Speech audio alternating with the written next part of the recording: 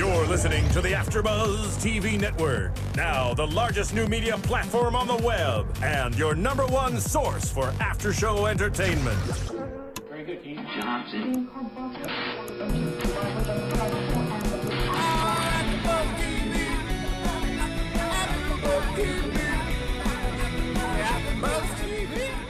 From the AFTERBUZZ Studios in Los Angeles, California, presented by Maria Menounos and Bing.com, and streaming live thanks to Akamai Technologies, this is AFTERBUZZ TV's Mob Wives After Show. We'll break down tonight's episode and get you all the latest news and gossip. If you'd like to buzz in on tonight's show, you can buzz us at 424-256-1729. That's 424-256-1729. And now, another post-game wrap-up show for your favorite TV show. It's AFTERBUZZ TV's Mob Wives After Show. Bing is for doing, and we're here doing another episode of Mob Wives. Yeah. So we're at season 3, episode 3 of Vice and Men. And we're a week late. Yeah. we had a little behind. We had a few scheduling conflicts last week, so we apologize for that. But we are covering this episode for you guys, so you have it. And I am your host, Erika Vieira, and joining me is... And I'm Jessica King. And Kevin isn't here with us this week, but he'll be back next week with all his wonderful insight into the world of Mob Wives. So let's get started with the top of the episode. We see Renee going to rehab. Yeah. First we see Carla and Big Ange in like the nail salon or whatnot. Yeah, that was cute. And Big Ange kind of reveals to them that Renee had decided to go to rehab. And Carla, of course, has something negative to say. She says she needs a lot of help. She needs to button up that lip. She's been barking too much. And it was kind of cool to see Big Ange stand up for Renee, you know. She was just like, you've kind of been barking a little bit yourself, so you're one to talk. So that was nice to see her, like, you know, obviously Renee's having a hard time and not in the place where someone should be talking smack about her behind her back right now. Yeah, I mean, that's kind of like, in some ways, it's like crossing the line a little bit. Like, it's one thing for a bunch of cattiness going back and forth. Oh, she slept with another man. Oh, she has anger problems and this and that. But, like, when someone's really down, like going to rehab or things like that, you just don't want to kick them. Yeah, totally. You know? Especially because she's trying to help herself. Like, I think Karen said at one point, the fact that she's admitted that she has a problem and that she needs help, that's really brave, because not a lot of people are willing to admit that to themselves, let alone other people. So I think Renee's exact words, she said she needs to go to rehab because she needs to get a handle on her life, and prescription pills are taking too much control over her life. So we are introduced to this scene with her and her son. And going back a little bit with Big Ange, you know, it's totally consistent of her to be like, no, don't be like that to Renee. Like, she's always she's very positive in what she says. And it is nice and kind of refreshing to see somebody say, wait, let's just stop talking smack. Let's just look at really what's really going on. It's just a sad situation. And obviously Big Ange has something in common with that, because her son, you know, went to rehab and all that. And she's just like, you know, just cool it. You know, you might not like the girl. She doesn't like you, but I don't know. Which I love that Big Ange is so positive and always kind of like the neutral person, because she, you know, first impression, she could be taken the wrong way. A little intimidating, you know? yeah. She could be really intimidating. So it's like she has such a soft heart and she's so chill, which is like you wouldn't necessarily expect that at first. So, it's true. And I mean, of all those girls, she's probably the only one that's like that. So it's nice. A breath of fresh air to have her, you know, be positive about things and not always have something negative to say about other people, especially when they're not there, you know, like if she has something to say, she's going to tell you to your face. And so that's someone that's trustworthy. And I think we kind of see this pattern of all the girls kind of go to her for their advice and, you know, counseling. Yeah, exactly. So It was really cool. Yeah. But yeah, we see Renee in her house packing up to go to the rehab. She's going to do what, like 30 days or so, 28 days? Yeah, 28 days. And you know what's really interesting when I was watching that was a scene that I especially felt that there's a lot more going on behind the scenes than we saw. Because you see her son acting out, getting really upset, getting really angry, and it doesn't really look like that Renee is really doing anything to instigate that or really doing anything to like make him feel that way. But knowing her son and how he's always been, he's been pretty chill. Doesn't seem like a big hothead or anything. And so the fact that he's reacting in this way, it makes me think that there are things going on there. There are things that are unsaid, unresolved, things that just happen, whatever it is. I mean, we can speculate and say, you know, she's had this issue for a long, long time. Maybe he's pissed at her because she's doing it only now because it's on TV. Or maybe, maybe she wants to have it all televised and he felt like, I don't want that. That's private. Who knows what's going on? But I got the sense that there was something a lot deeper. Yeah. And that scene also kind of perturbed me because growing up, you know, I've always had the utmost respect for my parents, regardless, you know, my family has their own issues as well. But like, even to this day, like as an adult, you know, I know like as people get older, then they're not like so scared to talk back or to lash out or whatnot. But even as an adult, I still feel like I have so much respect towards my parents. And there's certain things that like I could never say to them that like I would say, you know, to a friend or a stranger on the street or whatever, you know, but there's like sometimes I don't even want to curse in front of them. I'm like, oh my gosh, mommy, don't get mad, you know?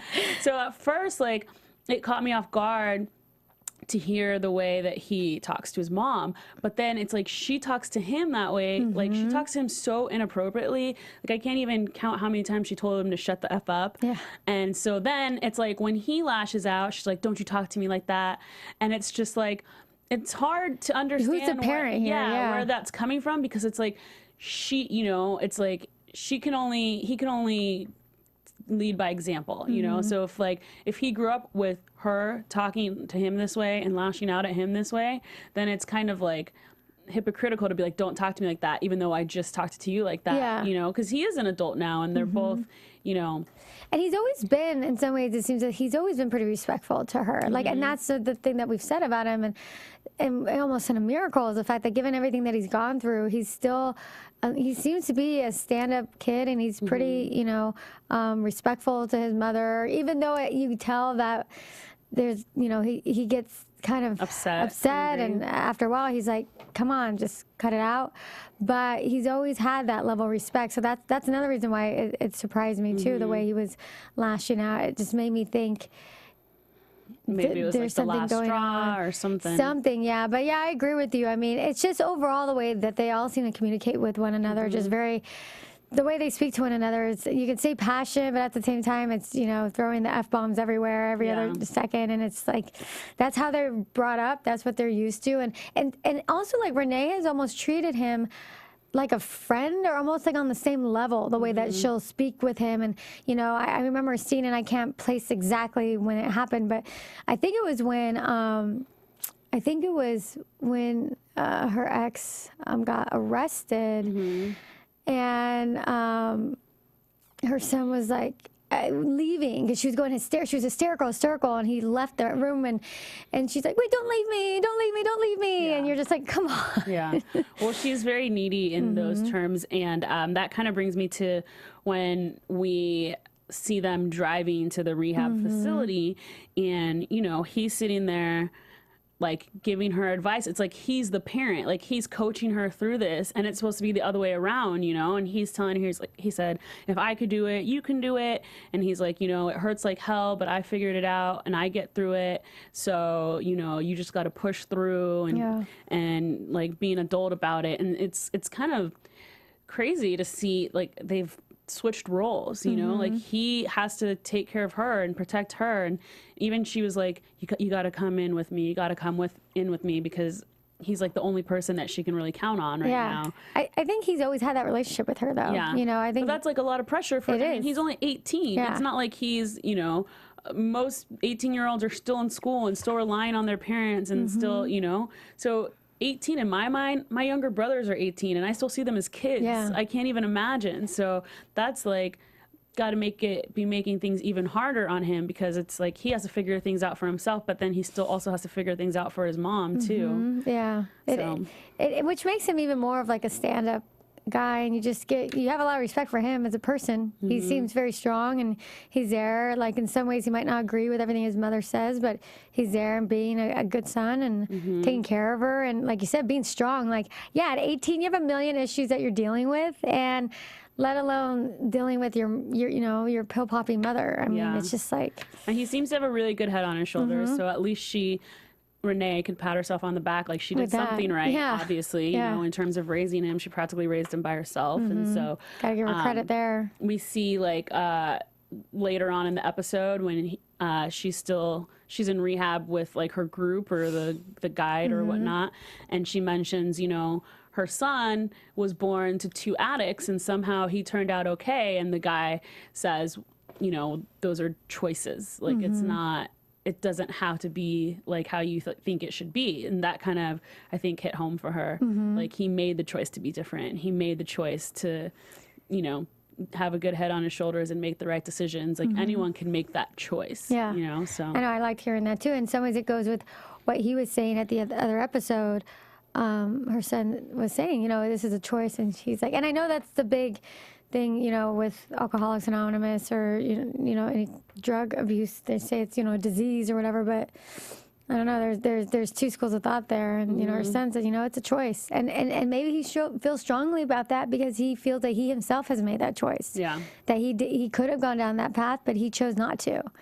Or I mean, it could have been because he saw his parents and the paths that they chose and the way that they've reacted towards it and how it's affected them, and maybe he made a conscious decision, I don't want to be like that. You know, I feel like a lot of people do that when, you know, when they're growing up based on their parents' relationships with each other or their marriages or whatnot. A lot of people grow up basing how they want to be, whether it's good or bad. You know, like if I have friends whose parents are divorced and then they're like, I never want to go through a divorce or put my kids through a divorce or whatnot. So I guess it could totally just be a result of what he grew up in and the lifestyle that he witnessed as a kid. So Oh, cool.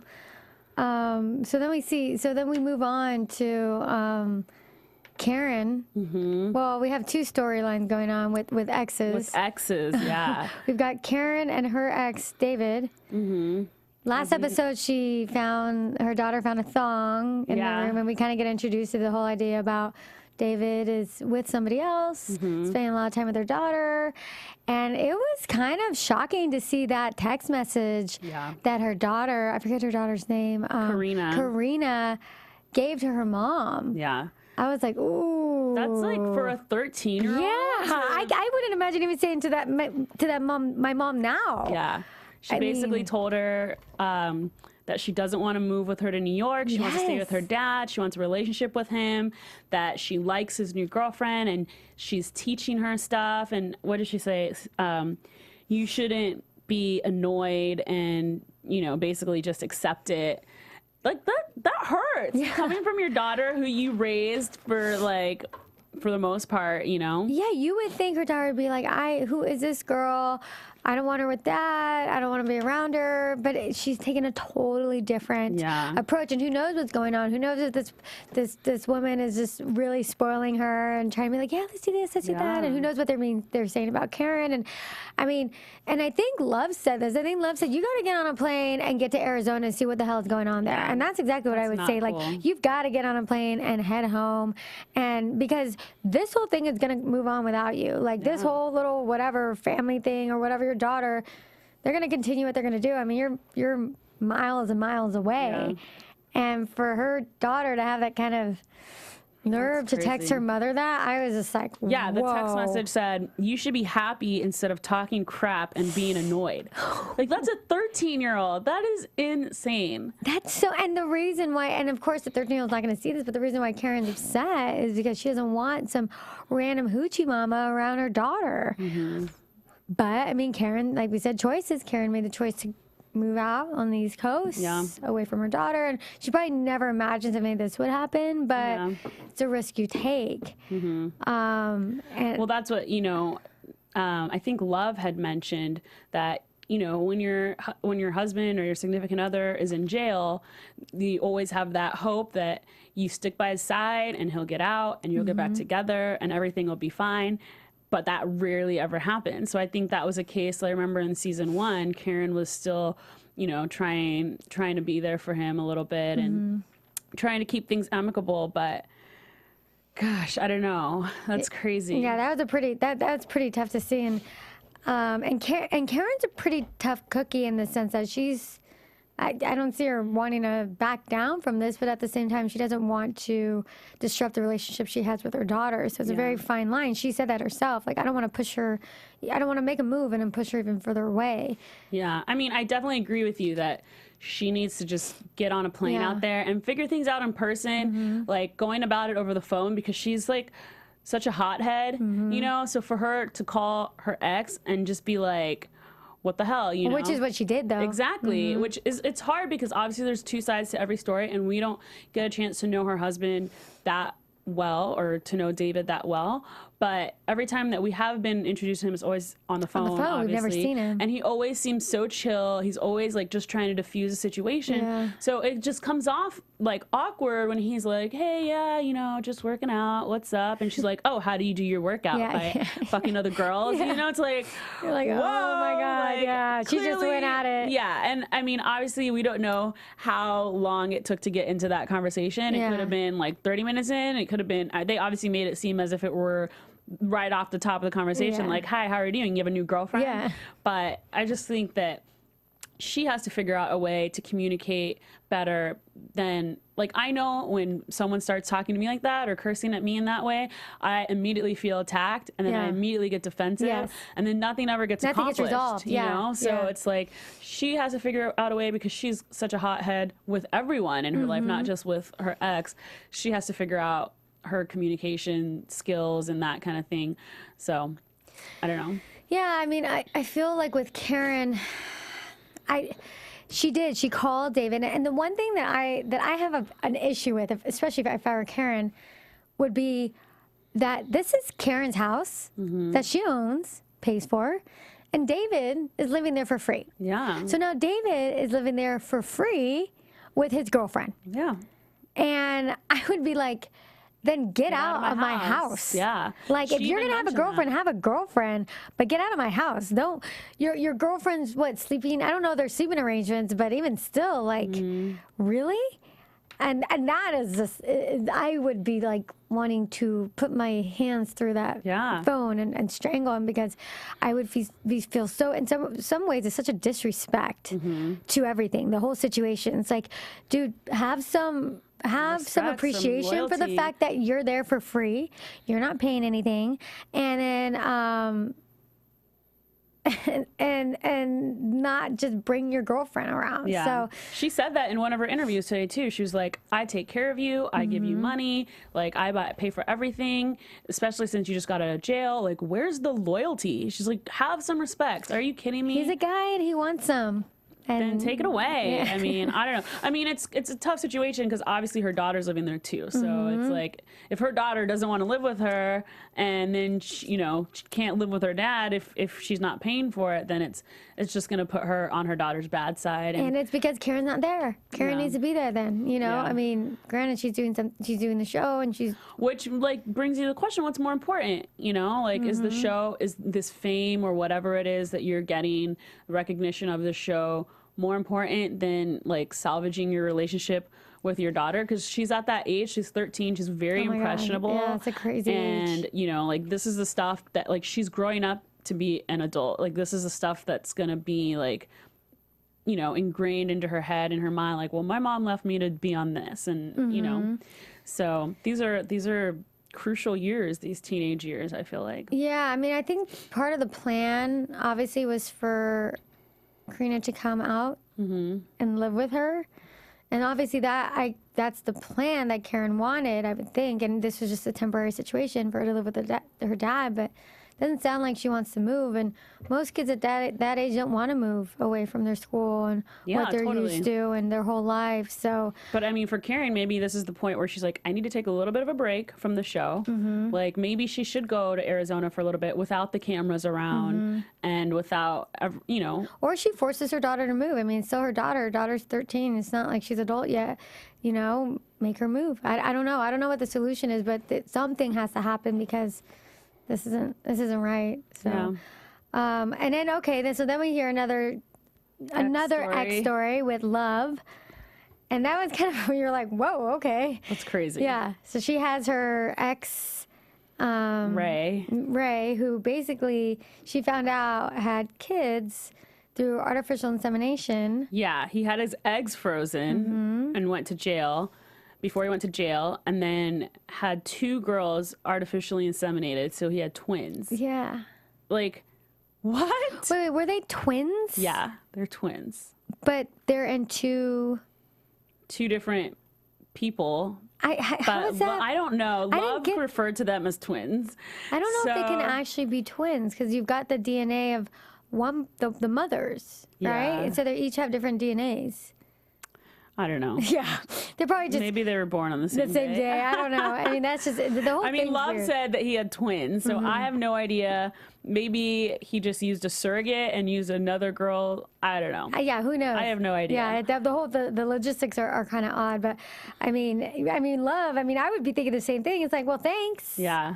And who were these girls? Like, obviously just randoms. I mean, I don't know. I thought it was kind of cool. We finally kind of got a little bit of Love's backstory, a little more. A little bit, yeah. She obviously talked about the whole shooting thing. Yes, finally we get to hear. Saying that she started dating him at like 17, 18 or so, and just really fell in love with the lifestyle. She was driving around Mercedes convertibles everywhere, and like she just didn't care where he got his money from or how he got it. She just cared that he had it. Yeah, exactly. Like she was living the life, and then he cheated on her, which is a very common theme in this show. And she says that the cops allege that she shot him, but she says she didn't hit him. She just shot all around him. She didn't aim for him. She just wanted to scare him or something. Yeah, exactly. I thought that was funny. The way she explained it, I thought it was pretty funny. Yeah, it was funny.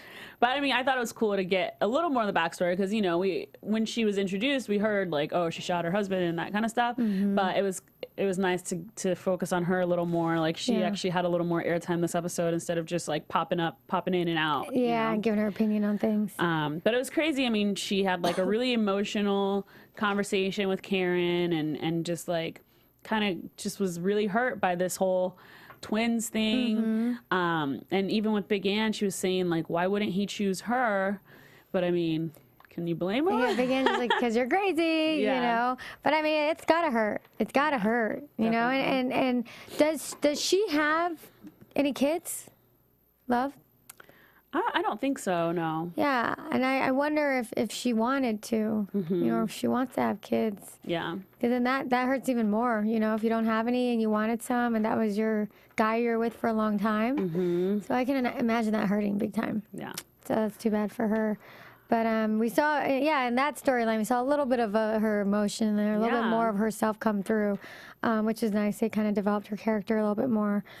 And I think one of the topics that we didn't write down, which I just remembered, was a pretty big storyline, and obviously will get bigger as the season goes on. But Joe, Carla's ex, met with an attorney, and he's just like, I want a divorce, I want a divorce, I want a divorce, I'm so done, you know. And he hasn't told Carla yet, so now the attorney is kind of trying to get an idea of what's going on. It was kind of crazy to hear Joe like list all of the felonies that he's been, you know, tax evasion, money laundering. And you're just like totally chill about it. He's like, that's what I did. He's just like listing them off like this. Like, but it was kind of crazy. We see Joe and Raquel, they're living together now. And Joe is telling Raquel that the lawyer basically said that if things aren't amicable between them, it could take up to two years for this divorce to go through. So that's like, as a girlfriend who like you want to get serious with your man, and you know, well, they're already living together. Yeah, exactly. And what did Joe said? You know, he thinks that Carla's problem is she's afraid that he's going to run off with Raquel and start their own life together, have kids, get married, blah, blah. And then he's like, and that's exactly what I want to do. So she has every right to be worried about that. She's completely right. So that's going to definitely heat up throughout the season. It's going to be interesting. I think next week we're going to probably see how she reacts to it, but we'll talk about that in predictions.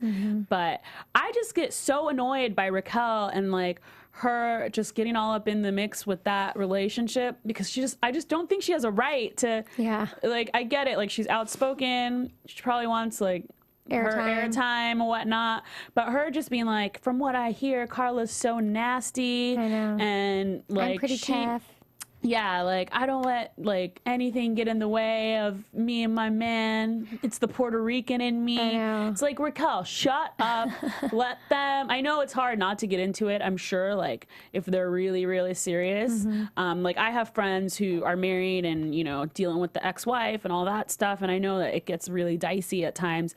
But I just think, like, as her, you know, like I said, my friends are married and dealing with the ex-wife. So as her, like, as a new girlfriend, I just think she just needs to stay out of it, keep her mouth shut, and just, you know, she could focus on her relationship with Joe, but I don't think she needs to be involved with Joe and Carla. Yeah, I know that Kevin liked her a lot when he saw her, and I was just like, to be honest, I found the whole thing kind of annoying too. I was like, who are you? Kevin liked her because she's hot. Okay, I mean, I just felt like, I don't know. I felt the same way. I just got kind of annoyed. I'm like, who are you? You know, you're just this young little cha-cha. This guy's got 2 kids. Yeah. Carla's like been there with the kids, raising them. Like, just shut up. Like, I think she left a bad taste in my mouth when she, a couple weeks ago, was talking about how the kids are like her family now. And now, I mean, maybe I'm just, you know, I already have my perception of her, but I just really think she needs to just let them figure it out and not, you know, not go on TV talking mess about Carla and starting that end of the drama, because I think Joe already has a lot of drama headed his direction with this whole divorce thing. So, I mean, good for her that the relationship is going well if it's like the real deal and that's what she wants. But, you know, it's going to take a process for everything to get cleared up, and I think that she needs to acknowledge that. Yeah, for sure. So then we've got Drita and her whole storyline. Yes. And her visiting Lee in jail. And I think it had been, how long since she's seen him? It's been a pretty long. It's been a couple years. Yeah, it's been a little while. And then it was the first time the youngest daughter met him. Yeah. The oldest daughter obviously had created a relationship with him when he came home for that brief period of time in between, you know, his jail stints. But it was kind of nice because, you know, I think we talked about this too, and we kind of predict, or I remember I was thinking about it, how Drita just wants that. I think she really wants that family and that relationship again. And, you know, she was scared out of her mind. It was interesting for her to see her because she was trying to comfort her girls and, okay, it'll be great. And she, meanwhile, is freaking out and be like, I am like totally lost here. And I don't know what's going to happen. I don't know what we're going to say. I don't know how it's going to go. So you could really see her anxiety and nerves as she was entering jail and heading in there with her girls. And then when she got out, she seemed very much at peace. She seemed very happy. In some ways, I hope that whatever happens and what she wants to happen happens, because she just seems so happy. And you know that there's been that void for her. There's been that void of her man and, you know, having somebody there. And I think for a brief, you know, few hours, she got what she had wanted so bad. Yeah. And that, you know, man for her, but also seeing her daughters with him. Yeah. So I don't know. I honestly, this whole Drita visit, I thought it was so drawn out. And I was just like, oh my gosh, like, just get it over with. Like, from staying in the hotel to driving in the car, like, I was like, come on. And then, like, obviously I knew we weren't gonna be able to see it, but it's like this huge production, and then it's like 5 hours later. And it's like, okay, that's it. I don't know. I'm still like a little iffy about the fact of having the little girls go through that process. I think that her daughter is so young, and that stuff is really scary for a kid, you know, like to go, you know, if you're going to go to a jail, I'm sure they had to go through like metal detectors and see like all of these like things that I just don't feel personally that like little kids need that to is see. suitable for children. Yeah, and I mean, I get it that she wants them, like she says, they need their father, but like they've never had their father, so they don't. I don't necessarily think they know what any they're missing. different. Yeah, I would feel differently maybe if like they had grown up with him, if he was there for the first half of their lives and then got taken away, then that would be a totally different story. But the fact that the younger kid has never even met him, like the older daughter doesn't even remember what he looks like, you know? But I think the older daughter feels a relationship with him. Yeah. I think it's important. I have to disagree a little bit with that because I think it's important for them to go. I think it's important for them to go and see who their father is. Like there's a time where like, I feel that that's necessary. Yeah, because we don't know what's going to happen in the future. We don't know. I mean, he might come out, he might screw up again, and he's back in jail. But in some ways, I feel, or he's out and he's out. But I think that needs to be seen. It can't be covered up. It shouldn't be. That's who he is, and it's unfair in some ways for Drita to forever be like either the bad guy when it comes to like disciplining, and also him to come out smelling like roses. I just still feel like Drita is like feeding thoughts to her, especially the youngest daughter. Like I mentioned last time, like when the daughter didn't want to go and she was crying and Drita's like, come on, like you'll love it. I mean, you don't have to go if you don't want, but you're really, Yeah, you're really missing out. You're really, yeah, exactly. And, she said it's hard. She was telling the girls after they left, like, it's hard not to love someone that's so good to you, right? And it's like, how has Lee been good? First off, he cheated on his wife. So, I mean, he must love her so much. And second off, like he hasn't had a chance to be good to his daughters because he hasn't been in their lives. Yeah. So it's like she's obviously saying how she feels. Obviously, her and Lee had a time where they were really good and he treated her well. But like saying that to the girls, and I mean, she's treated them so well. She's provided for them. She's given them like their lifestyle and their happiness and whatnot.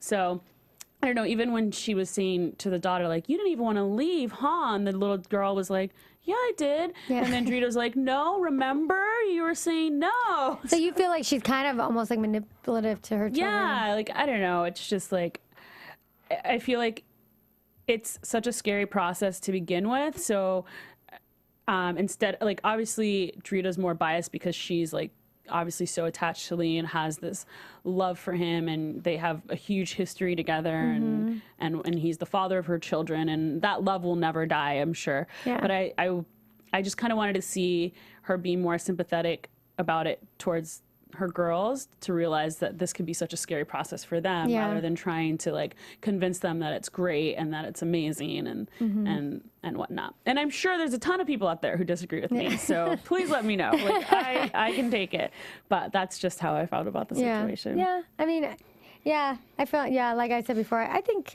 it's nice. I think they should go. I think they need to see who their father is, and Drita, I think she's.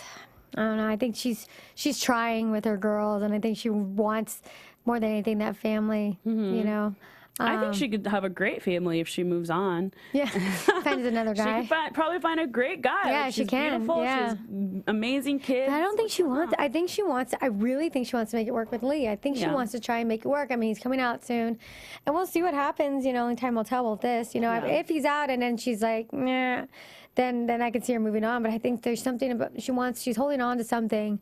I think she wants to try and make it work. I mean, she's got the girls. She even mentions like what if he comes out and then he messes up again and then he goes back to jail. I think then it's going to be my fault. Yeah. But I mean, that's what happened last time. So it's not like it's the first time that he's coming out of jail and she's can have like these high hopes. It's like, I mean, all of their husbands, a lot of them have come out and then gone back into that cycle and then had to go back. Yeah. So I don't know. I think it's kind of like a disaster waiting to happen.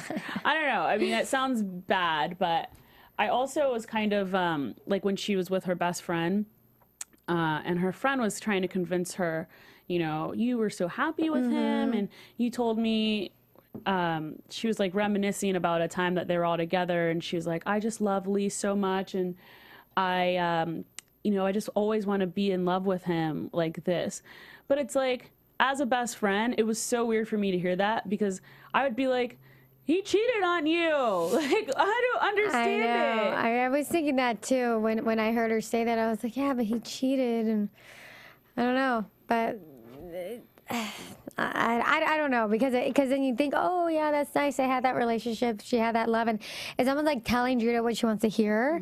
Like she wants to hear that because I think she really wants to make it work with him, and then that's exactly like feeding into that. Yeah. So I don't know, but yeah, as a friend, the friend is usually the one to be like, girl, you know, he cheated on you. He's like, move on. Yeah. But especially to see how hurt she was. I mean, we saw it on the show, so I'm sure her best friend saw even more behind the scenes that we don't even know about. So it's like, as a friend, someone that I care about so much, like I would be like, I don't ever want to see you like that again. Like you were so hurt. And even Drita said, it's hard to love someone that hurt me so bad.